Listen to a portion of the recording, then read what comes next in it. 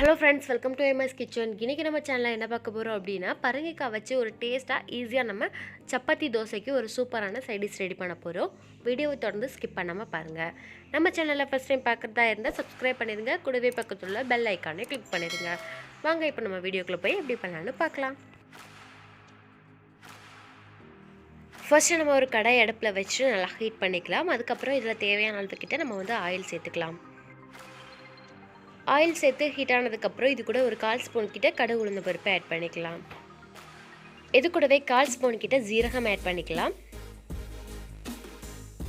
ஜீரகம் ஆட் பண்ணதுக்கப்புறம் அடுத்து நம்ம இது கூட கொஞ்சமாக வெந்தயம் ஆட் பண்ணிக்கலாம்.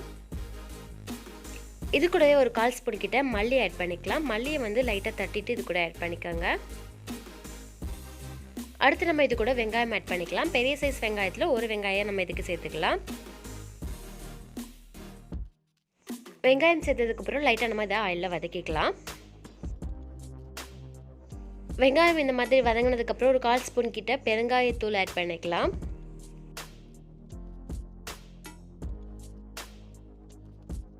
இது கூடவே 2 பச்சை மிளகாவை குட்டி குட்டி பீஸாக கட் பண்ணிவிட்டு நம்ம இது கூட சேர்த்துக்கலாம்.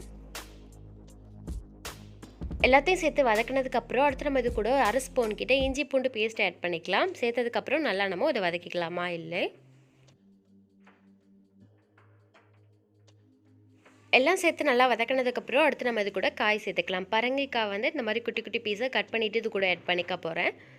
இப்போ இதை சேர்த்ததுக்கப்புறம் நல்லா நம்ம அது கூட மிக்ஸ் பண்ணி விட்டுக்கலாம். காய் சேர்த்து நல்லா வதக்கினதுக்கப்புறம் அடுத்து நம்ம இது கூட தக்காளி பழம் ஆட் பண்ணிக்கலாம். பெரிய சைஸ் தக்காளி பழமாக இருந்தால் 1 சேர்த்துக்கோங்க. சின்னதாக இருந்தால் 2 தக்காளி பழம் நீங்கள் இதுக்கு சேர்த்துக்கோங்க. தக்காளி பழம் ஆட் பண்ணதுக்கப்புறம் இப்போ திரும்பவும் இது எல்லாத்தையும் ஒன்றா சேர்த்து மிக்ஸ் பண்ணி விட்டுக்கலாம். இது கூடவே தேவையான அளவுக்கிட்ட நம்ம உப்பு ஆட் பண்ணிக்கலாம். உப்பு சேர்த்ததுக்கப்புறம் இது எல்லாத்தையும் ஒன்றா சேர்த்து மிக்ஸ் பண்ணி விட்டுக்கலாம். அடுத்து நம்ம இதுக்கு தேவையான அளவு மசாலா பவுடர் ஆட் பண்ணிக்கலாம்.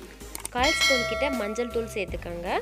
காரத்துக்கு தகுந்த மாதிரி நீங்கள் இது கூட மிளகாய் தூள் ஆட் பண்ணிக்கலாம். நான் 1/4 ஸ்பூனோட கம்மியாக தான் மிளகாய் தூள் சேர்த்துருக்கேன். இது கூடவே காஷ்மீரி சில்லி பவுடரும் ஆட் பண்ணிக்கலாம். 2 ஸ்பூன் கிட்ட நம்ம இது கூட சாம்பார் பவுடர் ஆட் பண்ணிக்கலாம். 1/2 ஸ்பூன் கிட்ட நம்ம இது கூட கரம் மசாலா ஆட் பண்ணிக்கலாம். இப்போ எல்லா மசாலா பவுடர் ஆட் பண்ணதுக்கப்புறம் இது எல்லாத்தையும் சேர்த்து ஒன்றா காய் கூட மிக்ஸ் பண்ணி விட்டுக்கலாம்.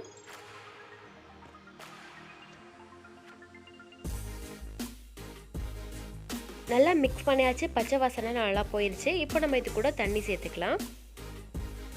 தேவையான அளவு தண்ணி ஆட் பண்ணிவிட்டு இப்போ நம்ம ஒரு மூடி போட்டு நல்லா நம்ம இதை வேக வச்சுக்கலாம். காய் ரொம்ப சீக்கிரமே வெந்துடும். தண்ணி ரொம்ப சேர்த்துக்க தேவையில்லை. கொஞ்சமாக தண்ணி ஆட் பண்ணிவிட்டு நீங்கள் ஒரு மூடி போட்டு நல்லா கொதிக்க வச்சுக்கோங்க.